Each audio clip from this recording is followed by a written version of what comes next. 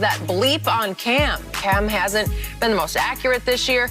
Like, if he had Tom Brady would have fed him. The trainer then went on Twitter to aggressively deny it all, saying that he was misquoted. But, Shannon, how much of this do you believe he actually said? All of it. And maybe his client is trash. And you see, what I tell you, Skip, when an athlete or someone close to the athlete, be it family, be it trainer, be it friend, speaks, where you think that came from? How they know what's going on? Did it ever dawn on him that maybe he need to hire a new trainer? Maybe that got something to do with it. Because let me tell you what's eating at N'Keal Harry, Skip. Guess who was in N'Keal Harry's draft? A.J. Brown, Deebo Samuels, Terry McLaurin, and D.K. Metcalf. Now, which one of those guys, N'Keal Harry? Now, he went in front of all of them, if I'm not mistaken, other than A.J. Brown. Now, which one of those guys he better than? Now, he keeps talking about, oh, Tom Brady would have featured him. Tom Brady was with the reason N'Keal Harry was the reason Tom Brady got up out of there. Because he said, I ain't got enough talent on the offensive side. They seem to have no rapport, yes! no wavelength. Yep. This season, N'Keal Harry has 29 catches, 277, 2 touchdowns in 11 games. With Tom Brady, he had 12 catches, 105 yards, 2 touchdowns in 7 games. So, in other words, his stats, if you project it out, isn't much better with Tom Brady than they are with Cam. And he up there popping. Skip, if he was one of these Michael Thomas, Julio, and his numbers dipped, I could get it. Bro, you've been in the league 2 years, and up until this point, you are a disappointment. That's nice. Okay, to make a long story short, you've been a bust up until this point. Yep. And you got some nerve. Granted, Cam has not played well. Cam has always struggled with his mechanics. Cam has never been an accurate thrower. But to say the reason why you were trash is because of Cam Newton, you were trash before Cam got there. And then your trainer go talk about backtrack, go categorical not. It's not, bro. You said it because you got it from your client. If I'm Cam, you ain't getting no more. First of all, I wouldn't throw it to you anyway because you're not catching. I'm giving the ball to Bird, and I'm giving it to Jacoby Myers. And I think Edelman's coming back. So whatever you got, that's what you're going to end with. Here we go again with this. Yeah, I believe he said every last word. Every last one of it. of it. Rang true to me. I do the ring true test. Yes. Does it sound like he said? Yeah, it sounds like yes. He said he didn't say any of it. So where did it come make from? That up. You just pull it out of the air. Of all the things that people could skip, of all the things that people could have made up, why they make up this about your client and about Cam Newton? So why this? Okay, just so I'm not a hypocrite about this, I did like N'Keal Harry coming out of the draft out of Arizona State, and I was impressed, surprised and impressed that Belichick took him later in the first round, and it was the first receiver Belichick has taken in the first round since he's been the Patriots head coach. Correct. And then it went south, and there was a big drop that I think it was I should have looked this up. I forgot, but it went through his hands. I think it became either pick six or big interception. Remember at Houston against Deshaun Watson? It was. Yeah, and the pass was a little behind him, but it still hit his hands. Yeah. And the point was, after that, he went in Tom Brady's doghouse and didn't really come out of it. So don't give me that Tom would have fed him this year. I don't know. Maybe fed him what? Yeah, I agree. And he's been very disappointing to my eye because I don't see the guy I saw at Arizona State just dominate Pac-12 games. Right.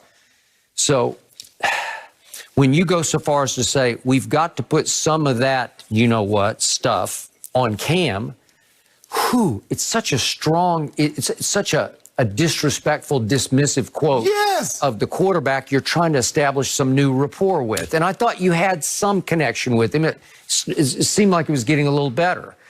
Well, here we go again with a trainer who is trying to promote and protect himself at his client's expense, because that's all about, hey, don't blame us. You know, blame. You got to look at the quarterback first, because he's not accurate and he's got issues with his mechanics. To your point, he's always had that. Always. And he's also had some stretches this year, like at Seattle, when just out of nowhere he'll have a big game. He almost threw for 400 yards. Let me tell you what he's done with those poor mechanics. Win Rookie of the Year, win an MVP, take a team to a Super Bowl, and go to 4 Pro Bowls. That's what that poor mechanic quarterback. Now, what has your client done? Touche. I would agree. So the problem with this is it's so specific that I'm sure N'Keal will go to Cam today or yes or whenever this hit the fan, and he'll say, hey, my guy was completely misquoted. Well, it sounds like he might have thought he was off the record. If I'm Cam, I do what I do up. Yeah. I got my game plan up. Bruh, I'm good. Yeah. Keep it moving. Yeah, keep it moving.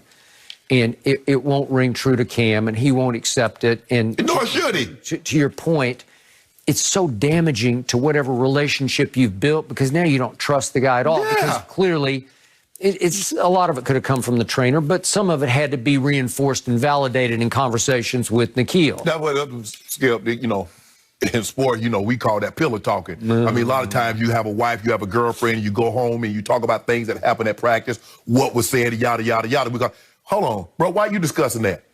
Your job is to get me better. That's your job to get me better. What are you doing? It's always Cam. I never looked at Skip. If I had a down seasonal, I never looked at what John didn't do this or Mike didn't call plays. Okay, Shannon, let's go back and reevaluate. I get with my trainer, my speed coaches, okay, this is what we need to build on because I don't think I was good in this area. I didn't look to blame someone else. Everybody's looking to blame somebody else for their misfortune. Bro, has it ever dawned on you, you might not be that good? And that never dawned on you. Just because you get drafted in the first round, Skip, that doesn't mean you're good. That means they thought you might be good, but the other guys that were drafted after you are better. They are. And look what Debo got thrown to him. He had Garoppolo for what?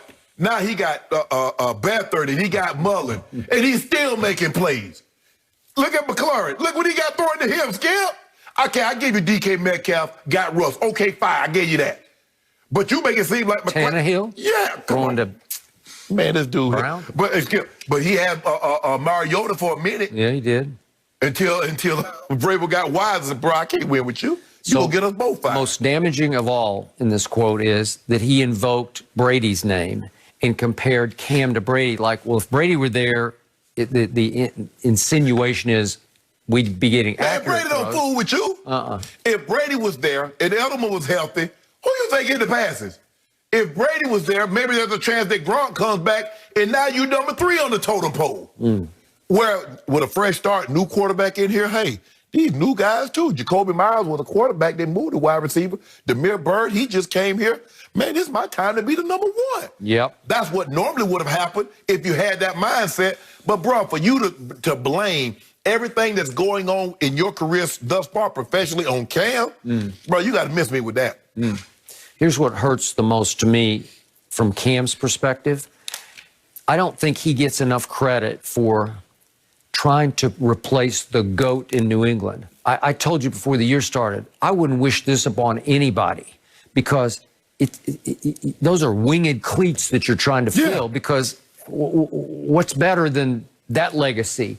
And you have to stand up to it and live up to it on a daily and weekly basis, and it's just impossibly hard to do. And there have been points when he has lived up to it. But Skip, it's guys like N'Keal Harry is the reason why Tom's in Tampa.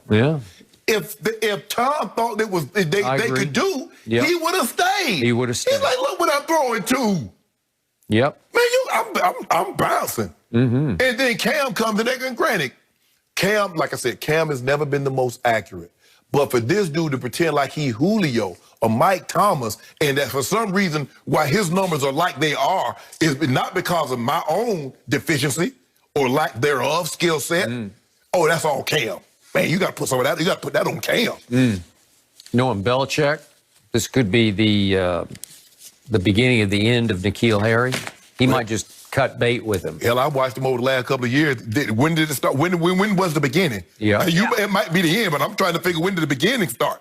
Coach Belichick does not enjoy these kind of comments made. And unfortunately for Harry, whether or not he wanted him to say this, it still reflects poorly on his name. So we're going to have to wait and see how this one plays out. I'm going to talk about the future here. Is Jalen Hurts going to be the answer for the Eagles? Orlando Skandrick will join us. Let's get his thoughts next.